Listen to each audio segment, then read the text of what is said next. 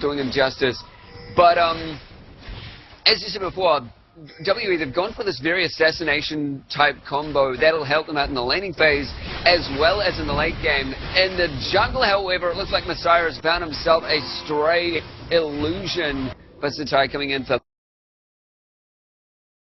backup. That blue does go to Messiah, and that's taken out of the game for IG. But they've got a lot of targeting potential on them for WE for late game team fights. They pick who they think is really dangerous and take them straight out of the fight. But they do have to be careful because they are running a very squishy comp relative to Team IG. I mean, you know, obviously Karthus is a bit suicidal. That death to Sona, very, very brutal with Xiaomei coming in from the back there, coming in from that try brush. Yeah, just absolutely wiped off the board. Absolutely. That's the strength of Diana, who gets the ball rolling. She's just so bursty, and even late game, she still has that a lot of that burst going for her. Well, team got very careful because if they let this snowball any further, they'll be in a place where they won't be able to recover from. So they need to work out a game plan, whether that's actually getting switching lanes up, just trying to getting these wards up. That's the question. But at the moment, their picks of Sona and Vayne and even Karthus aren't really paying off. That early advantage from Diana has been taken quite interestingly. She's gone for that triple Dawn. She's gone for that very high damage and sort of high risk build early in the game. That suggests she knows she's going to focus on getting a lot more bullying off and a lot more kills off for her team, and potentially a lot more roaming. She's taking quite advantages of her mobility and her threat in terms of the fact that she can jump into fights very quickly with her crescent slash. Yeah, the teleport definitely has paid off quite significantly. With that build in general, do you think, I mean, it is fairly risky because it does cost you a bit more gold to get that initial push off, and if those items don't work out, you will fall just a little bit behind in that gold usage. We do see a game going up in the top lane. PDD is picking up all of that CC off on Diana. She does manage to find a minion to jump back to just in time before it was taken out, the last one of the lane, but she's not going to be able to follow up. With that in mind, that kill going to be going to Zach. Yeah, and something that PDD was that much more really looking for. I think that's definitely something that'll allow him to kind of just have a bit more presence in that lane. And there wasn't a major amount of kill potential, but with Xiaomei's flash down, they just weren't able to get away from. He wasn't able to get away from that slope. Both of the top laners have started getting quite a lot more CS. They've been gold collecting just that little bit more, and Zach is caught up in that respect. That crescendo going down from Xiao Xiao onto Troll, not wanting that assassination destruction that's been holding him in all that game. Oh, will that? No, the Dark Passage does not manage to save Troll as that last turret hit. Managed to hit him. Oh, just a bit of bad luck there. But yeah, definitely not quite enough respect for the Karthus coming out, and that's the strength of Karthus. He may have been bullied in lane, but he's still doing alright in CS, and he's once again coming back into the game with the ultimate. That thing, a W can get more aggressive, and Karthus can take advantage of that. Yeah, well, it's certainly they haven't been keeping that in mind, and then even now with Messiah roaming down bot, you've got an excuse me. Oh, a little bit of a siege coming into the mid lane, barely dodging, Vayne barely dodging out of that taunt coming out from Messiah. But this will be quite dangerous for Xiaomei now that they may have at least picked up on Karthus' ability to provide opportunities for against overly aggressive teams. Will Xiaomei's triple Dorans be able to pay off? I mean, it's done decently well enough, but Oh, we do see them actually jumping that. Thursday taking most of the damage. He is going to go down. They picked up the Karthus again, so they're shutting him down decently enough. He still has that opportunity maker with his ultimate, but taking away that ultimate, especially for initiating team fights, like we saw in the Season 2 Grand Finals, actually, they will be up ahead a lot more in that respect. They wanted to deal with that before they hit into team fights. They know that heavy initiation can come in with Karthus. Yeah, well, you saw Physis going in there, and he went a bit too ham. It wasn't quite necessary as well, I'd say, because you already had Karthus being taken out there before he dived right on the tower. So it was a fortunate misplay as well to allow Zitai to actually pick up that kill. I'm wondering if that was a death sentence play. I didn't quite catch up on that though. Yeah, with the death sentence, he followed up on it. He pressed it again, and it was probably not the best decision. We all have regrets. Kid wandering around, not sure quite what to do at this point, with lanes pushed out. You've got to have a look at objectives and got to take them as that's how a lot of League of Legends teams manage to rise to the top. Great map presence and control in terms of what they want to do and what they want to get, and then taking that as a team. It's all about objectives. Yeah, well, you've had WE kind of reverting back to their normal format of just roaming for kills, and that actually hasn't worked out so much for them. You know, they do go ham, and that is kind of the modus operandi. But you know, when you do go ham and survive with just that small amount of health, which is happening so much in that previous game, you know, Karthus is there. Karthus is there to kind of finish off people. He certainly is. And now we've got Zed just barely finishing off his Spirit of the Lizard Elder coming in there, as well as his Bilgewater. So his burst is growing significantly. Yeah, once he picks up that... They are playing a very squishy comp. Yeah, once he picks up that Blade of Erring King, though, his objective, like, so... Dragon Baron taking potential goes up a fair bit. So it'll be interesting to see. Onto Kid takes him down! So we do see the wall of pain coming out from Zitai to try and control their presence of that turret. Try and control WE's presence of that turret. That was fantastic positioning and placement by WE, and that just shows how not only hard-hitting they are, not only assassinating they are, they're also great at mobility. They've got the initiate with Troll's Shadow and his death sentence going out on the ADC there. We've got Xiaomei hitting off that Crescent and going straight in with the Lunar Rush. Now they're going to get a Dragon out from this as well, as the rest of IG do what they can to try and get in there, take Dragon. Oh! A flash as well from PDD after the jump, trying to create an opportunity for Karthus. He manages to pick up one. Passive pop by Zac will not be able to be used in the next fight. Very interesting decision that they tried to make an opportunity out of that Dragon. Didn't quite work out at the end though. Yeah, but still a pretty, almost solidly executed play there from PDD, but it just didn't quite work out. So he picked up a kill on a Messiah. But whether it was worth it or not. More opportunity. Yeah. But Messiah did have 4 kills at that point, and PDD has only got 1. So as a trade-off, considering that WE wasn't actually able to do anything past that, you could consider it a good trade. He did burn Flash, however. To get away at the very, very end. But as did Messiah.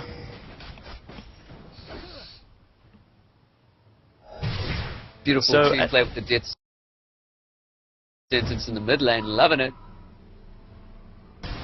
Without a doubt. As you saw in that team fight, you had Xiaomei going straight on Vayne, and it really done less so of just a straightforward assassin and more of she's just known for taking out those 80 carries. Ooh, double assassination coming out in the top lane again, as you're talking about it. Xiaomei and Troll doing what they do best on the exact same champion, grabbing Kid. That was just brutal to watch. Absolutely decimated. Absolutely. But yeah, those two coming in I think they're very much going to be focusing on Vayne, knowing that the rest of the team are there for pure CC with Vayne cleanup. I mean, there's not as much damage coming up from Zach. The death sentence does go down on him. His passive isn't available here. He's going to get taken out. That crescendo barely saving Xiao Xiao, though. Just another kill coming out from World Elite as they try to focus down on this, try to focus a lot more damage on this top turret. Yeah, well, once again, I don't understand it, really. I can't say. Like, they keep getting these very strong support champions who get, like, you just need to avoid Thresh, particularly when you run these very squishy comps or very immobile comps such as Karthus, and even Sona is not someone who wants to get caught out.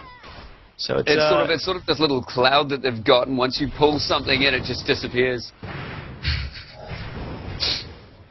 Yeah, well, certainly.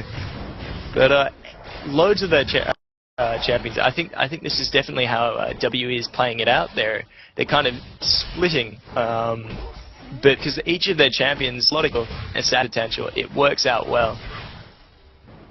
Most definitely. So, and IG's their combination, it's very much about trying to protect that Vayne, and I say that because right now the Karthus, he's sort of shut down, not too badly. He's been great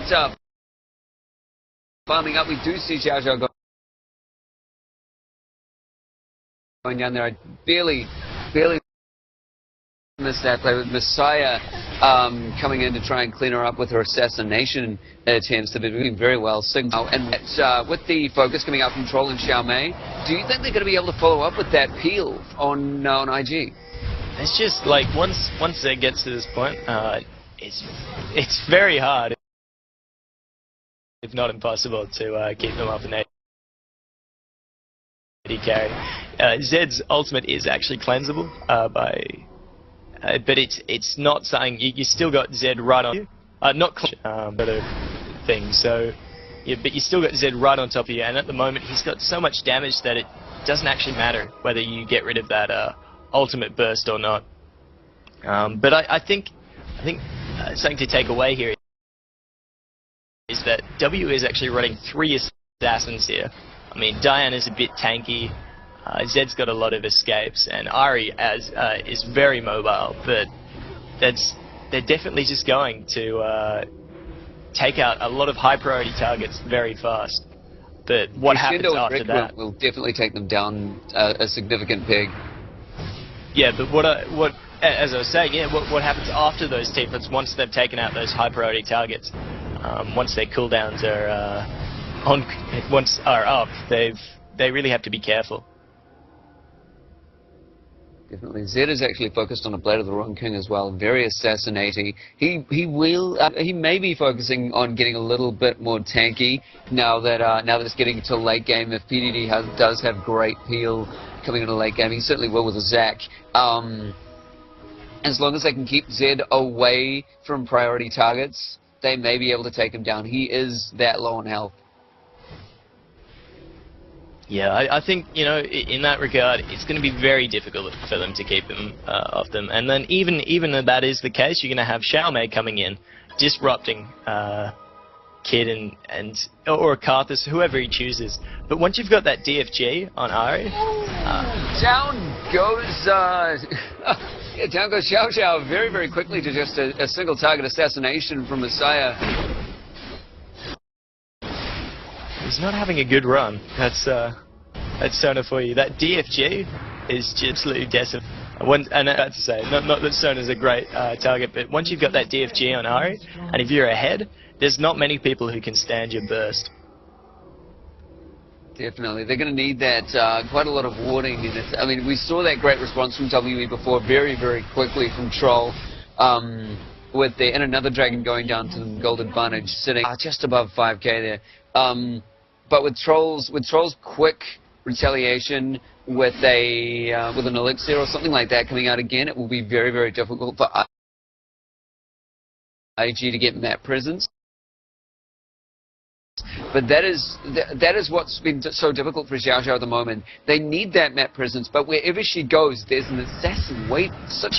That warding, you know, you lack that vision. It's really a risk even going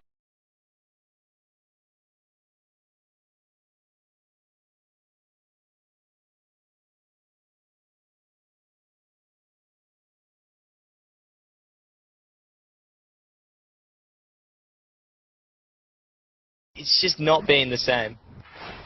Oh, Fizziv, they're actually getting quite a lot of the ward control coming out from IG.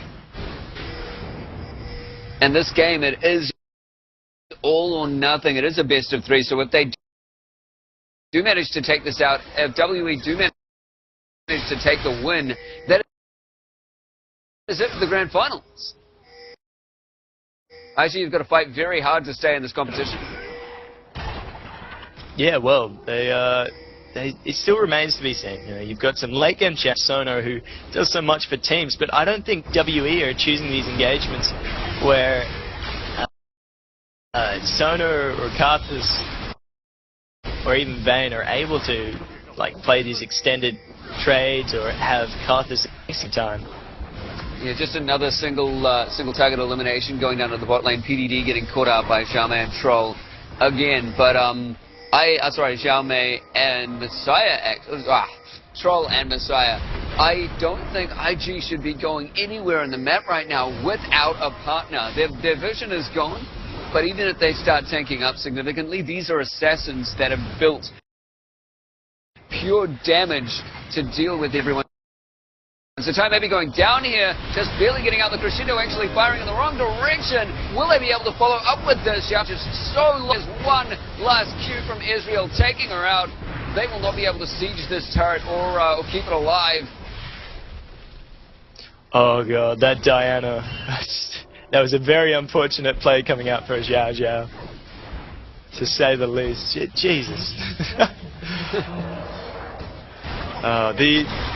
That was just unfortunate. To say, Fizz picking off Karthus Edge with his death sentence, catching him, and then with Diana coming in and drawing her backwards, actually managed to make the casting of Crescendo fire behind. I'm sure it's because he was firing it right in front of him with his mouse. Yeah, I think the disrupt from Xiaomei did. Yeah.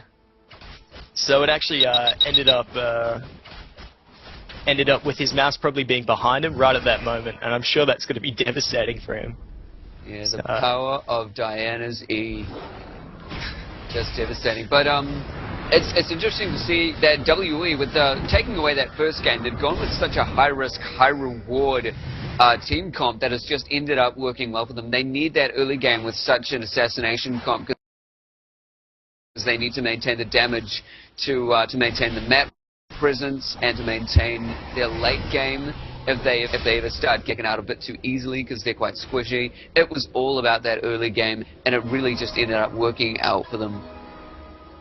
Yeah, and it's interesting to see what they do now, because they've been executing, taking people out, assassinating them all around the map, but they actually haven't pushed down that many towers. They've only got one more than IG. And in terms of objective control, sure they've been taking Dragon, but there's been no steps towards Baron, and I think they're probably concerned about that. Illusion is coming in at the bot lane. It looks like Troll and Messiah just barely getting out of that engage. Oh, they're still trying to follow up on this. The slow doesn't go up as Troll manages to flash out of there away from PDD's Q. Very interesting engage. It did burn PDD's ultimate as well, so they've got that out of the team fight, and that's what's happening a lot. If anyone from IG managed to get out of a situation, usually a lot of their tools have been taken away from them. At all. There's just been no chance. Zed is obligated to